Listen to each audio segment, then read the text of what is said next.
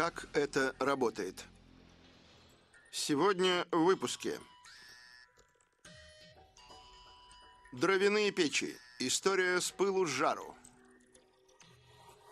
Ортозы. Вся подноготная устройств, поддерживающих конечности. Балетные туфли. Гимн танцу. И мы заглянем на каждую остановку на производственной линии, чтобы посмотреть, как делают автобусы.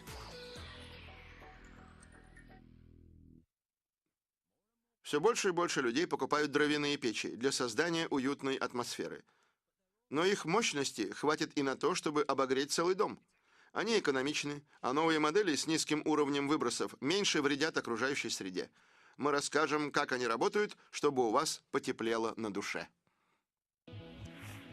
Каждая печь снабжена экраном из нержавеющей стали, расположенным над горящими поленьями, который предохраняет верхнюю панель от интенсивного нагрева.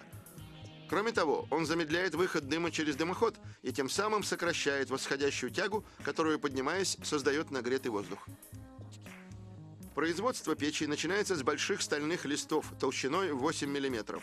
Управляемый компьютером лазер вырезает заготовки, которым рабочие придадут форму различных частей печи. Лазер рассекает металл быстро и крайне точно.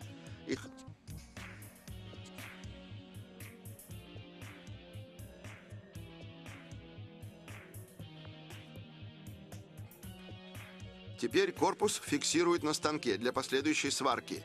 Приварив фронтальную стенку к корпусу, приступают к воздухозаборнику, через который необходимый для процесса горения кислород поступает в печь. Затем приваривают верхнюю панель, экран и воздушные каналы, которые располагают рядом с крышкой для подачи кислорода для горения. Качество сварки в дровяных печах имеет огромное значение, потому что швы должны быть достаточно прочными, чтобы выдерживать высокие температуры.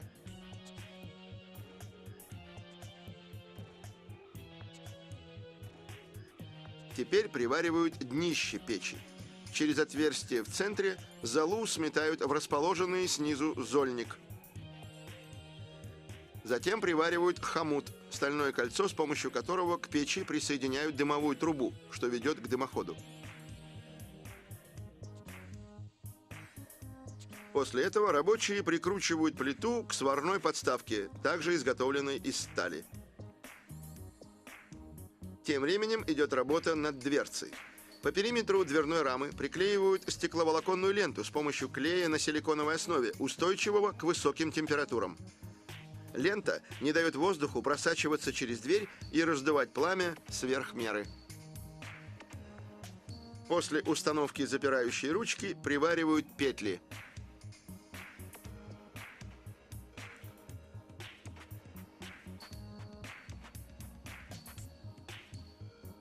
Внутренняя часть печи или топочная камера. Именно здесь горят дрова. Ее выкладывают кирпичом, чтобы защитить стенки от деформации при воздействии высоких температур. Со временем кирпичи изнашиваются, но их легко заменить. Последней из стальных деталей устанавливается крышка зольника.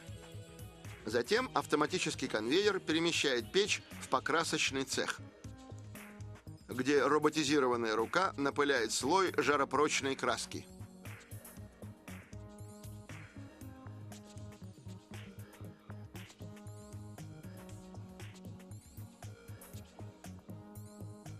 Когда краска высыхает, рабочий снимает дверцу, чтобы установить стеклянную панель.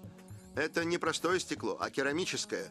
Оно способно выдерживать температуры до 1090 градусов по Цельсию.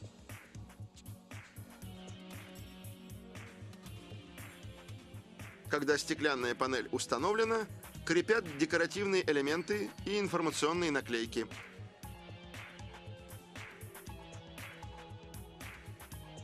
Затем дверцу устанавливают на место и закрывают. Наклепывают логотип компании и фиксируют вентилятор на задней стенке. Вентилятор распространяет тепло, которое генерирует печь. Когда дровяная печь покидает завод, краска на ней уже высохла, но еще не прокалена. Жар прокалит ее, когда вы в первый раз растопите печь. А теперь пришло время устроиться в кресле, вытянуть ноги и насладиться уютом.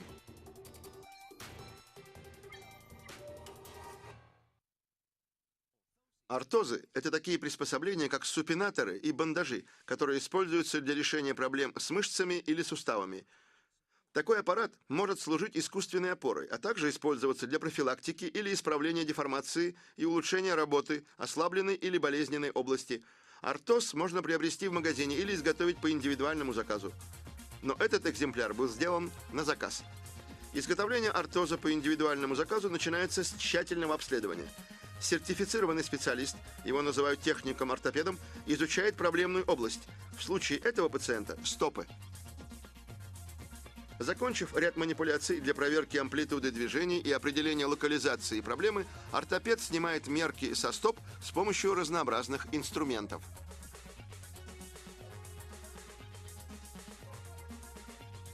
Затем наступает очередь специальных устройств, которые анализируют положение стоп в состоянии покоя и во время ходьбы, и распределение нагрузки на стопы. На этой картинке красные участки говорят о том, что на левую стопу приходится больше нагрузки, чем на правую. Затем трехмерный слепок в пеноматериале. Его отправляют в производственный цех, где техники заполняют его гипсом. Когда слепок высохнет, они изготавливают точную модель обеих стоп. Теперь можно приступать к сборке самого ортоза. Для большинства компонентов используются различные виды полиуретана, легкого термопласта.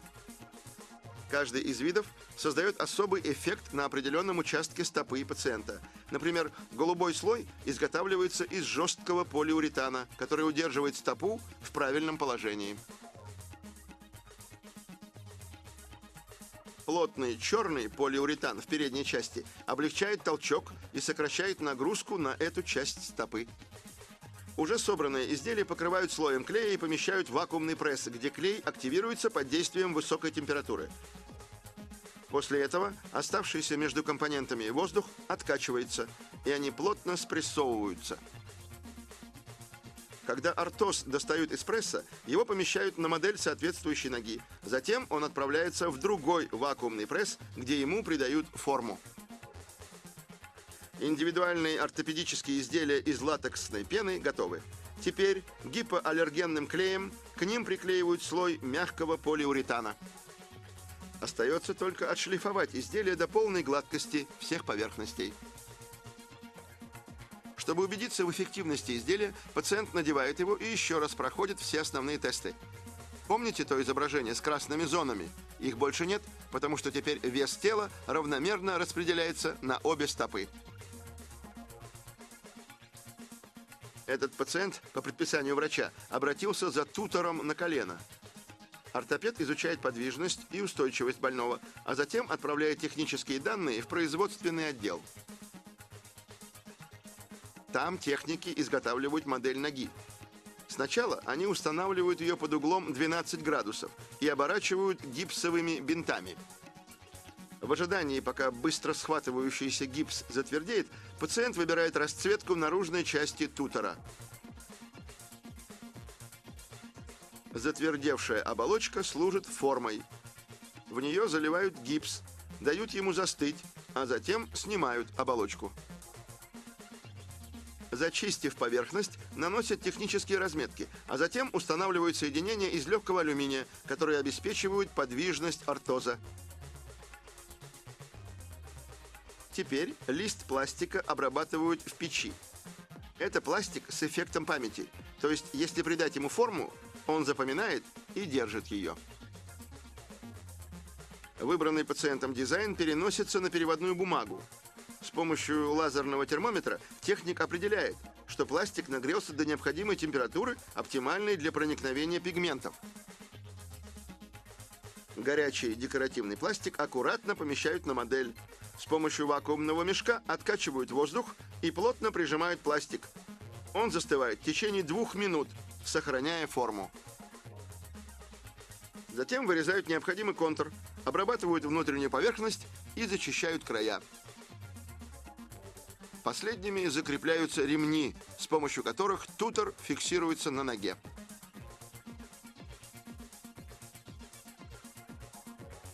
Ортопед проверяет, подходит ли он пациенту, а затем проводит ряд тестов, чтобы убедиться, что изделие выполняет свое предназначение. Теперь пациент может шагать веселее.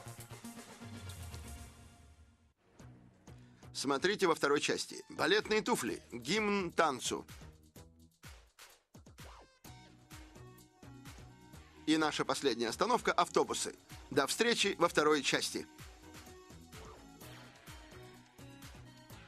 Как это работает? Как это работает? Вы смотрите программу «Как это работает». Чтобы танцевать на кончиках пальцев, балерине требуется мастерство, тренировки и особые балетные туфли. Эти туфли изготавливают вручную, изящно сочетая традиционные приемы и современные материалы в настоящем ПДД производственного процесса.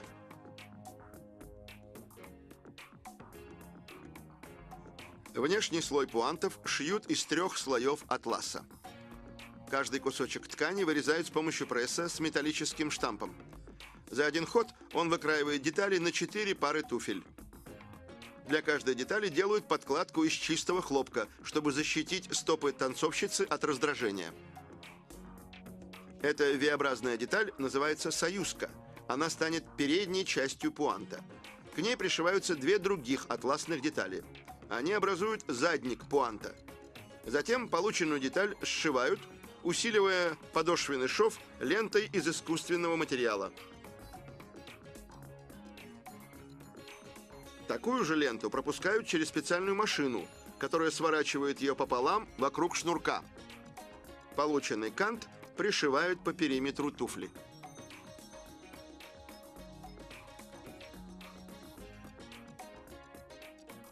Такой обернутый лентой шнурок позволяет танцовщице плотно затянуть пуант на ноге. Теперь атласный верх надевают на деревянную колодку, чтобы проверить размеры. Высота союзки не должна отличаться от заданной более чем на 3 мм. Даже небольшое отклонение, и туфля будет врезаться в стопу балерины. Обувщик прибивает хлопковую подкладку к внутренней стельке. Стельку изготавливают из твердого картона для опоры с добавлением пластика, который увеличивает гибкость. Срезав излишки, он приклеивает подкладку к стельке, закладывая аккуратные складки. Когда клей высыхает, он убирает гвозди и обрезает лишние складки, чтобы избежать появления бугорков, которые могут вызвать раздражение стопы. Затем он формирует коробочку, жесткий чехол внутри пуанта. Его изготавливают из папье-маше, но вместо бумаги используют ткань. После этого отрез, покрытый смолой хлопковой ткани, размачивают в воде и укладывают сверху. Затем 2 куска рогожки пропитывают клеем и один за другим помещают на хлопковый слой. Клей готовят из муки, воды, крахмала и смолы на резиново-пластиковой основе, которая обеспечивает необходимую эластичность. Это ключевой момент. Коробочка должна быть достаточно жесткой, чтобы нести вес танцовщицы, но при этом довольно эластичной, чтобы балерина могла свободно двигаться.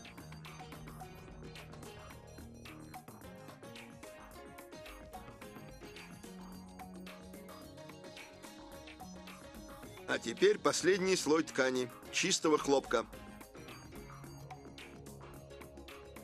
Коробочку оборачивают целлофаном, чтобы не испачкать в ходе обработки носка для формирования так называемого пятака. Затем коробочку прижимают к бруску мрамора, чтобы пятак стал абсолютно плоским. Пятак должен быть идеально ровным, иначе балерина упадет. Коробочку оставляют сохнуть на сутки, а затем контактным клеем приклеивают к ней подкладку. Срезают излишки и наклеивают на подкладку атлас, закладывая мелкие складки. В этот раз используют более легкий клей, потому что контактный оставил бы на атласе пятна. Тыловую сторону внутренней стельки выравнивают с помощью пенозаполнителя, а затем покрывают сверхсильным виниловым клеем. Тот же клей наносят на подошву и оставляют сушиться. Через 24 часа детали нагревают в печке до 93 градусов по Цельсию, и через полминуты высохший клей активируется. Затем крепят подошву и на 15 секунд кладут туфлю под пресс для более прочной склейки.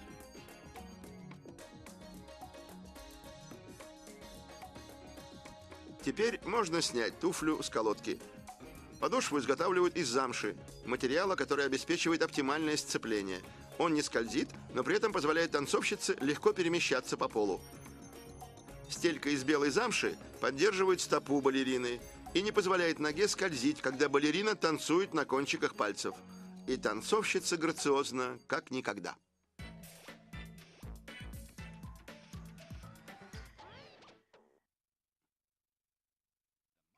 Что бы мы делали без автобусов? Современные автобусы с низким полом наделены способностью присаживаться. Подъехав к остановке, они могут автоматически опускаться до высоты бордюра, чтобы облегчить посадку для детей, пожилых людей и инвалидов. Давайте взглянем на это великолепие поближе.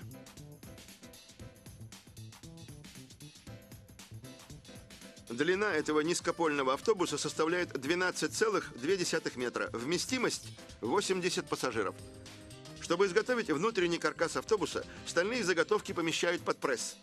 Тот придает им необходимую форму под давлением от 80 до 100 тонн.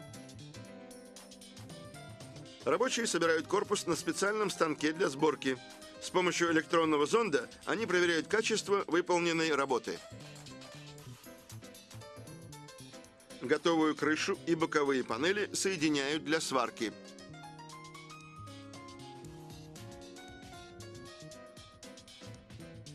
Полученную конструкцию помещают на вращающуюся опору. Она вертится, как гигантский вертел, обеспечивая рабочим легкий доступ к любой части автобуса, где требуется сварка. Когда сварочные работы окончены, автобус переворачивают. Конструкция укладывается на тележку и снимается с опоры. Теперь ее можно вести к сборочной линии. Тем временем идет работа над каркасом пола из нержавеющей стали. Когда он готов, конструкцию возвращают на вращающуюся опору для сборки, чтобы приварить оставшиеся детали. Этот автобусный завод работает с нержавеющей сталью, потому что она не подвержена коррозии. Транспортным системам необходимо, чтобы эти автобусы работали на полную мощность в течение долгих лет, а устойчивость к ржавчине означает менее дорогие ремонтные работы с меньшими временными затратами. Затем готовый каркас перемещают в другой цех, где на шасси и нижнюю часть корпуса напыляют черное износостойкое покрытие. Оно предохраняет от шума и повреждений, вызываемых камнями и другим дорожным мусором при попадании на днище автобуса. Затем рабочие наносят сверхсильный клей на каркас пола и стелят деревянное основание. После этого они усиливают конструкцию с помощью шурупов. Теперь автобус переворачивают, чтобы установить под крышей баллоны со сжатым воздухом. 3 для тормозных систем и 4 для дверей и других механизмов. Все, что находится под крышей, закрывают меламиновыми изоляционными панелями. Затем радиатор двигателя устанавливают в задней части автобуса, после чего рабочие снова поворачивают автобус и настилают на пол влагостойкое виниловое покрытие, специально разработанное для сложных условий эксплуатации транспортных систем. Боковые стенки и крышу закрывают стеклопластиковыми панелями. Чтобы избежать коррозии, вместо шурупов или заклепок используют клей. Затем к корпусу крепят переднюю панель из стеклопластика. Дизельный двигатель с низким уровнем выбросов поступает на завод в собранном виде. Рабочим остается соединить двигатель и вал трансмиссии в моторном отсеке. В автобусах без системы кондиционирования устанавливаются широко открывающиеся окна. У этих автобусов с кондиционерами открываются лишь небольшие верхние секции. Кресла из формованного стеклопластика обтянуты напоминающей велюр тканью на крепкой основе, которая приклеивается к вставке из стеклопластика. Благодаря такой конструкции вандалы не смогут разрезать сиденье ножом. Рабочие устанавливают кресло водителя, руль и рычаги управления. В том числе и тумблер, который опускает автобус. Этот автобус также оснащен платформой для инвалидных кресел. Система безопасности блокирует педаль газа и активирует тормоза, чтобы автобус не мог сдвинуться с места при выдвинутой платформе или низкой посадке. Готовый автобус проходит получасовое испытание на герметичность при работающих системах. Так проверяют, нет ли течи.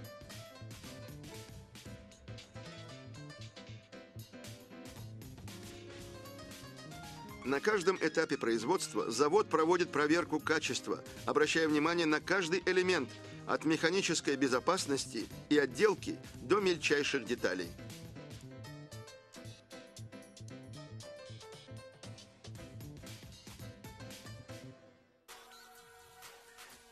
Теперь, когда вы наслаждаетесь уютом, создаваемым дровяной печью, или восхищаетесь искусной работой, стоящей за артозом, или мечтаете выразить себя в паре балетных туфель, помните, вы знаете, как это работает.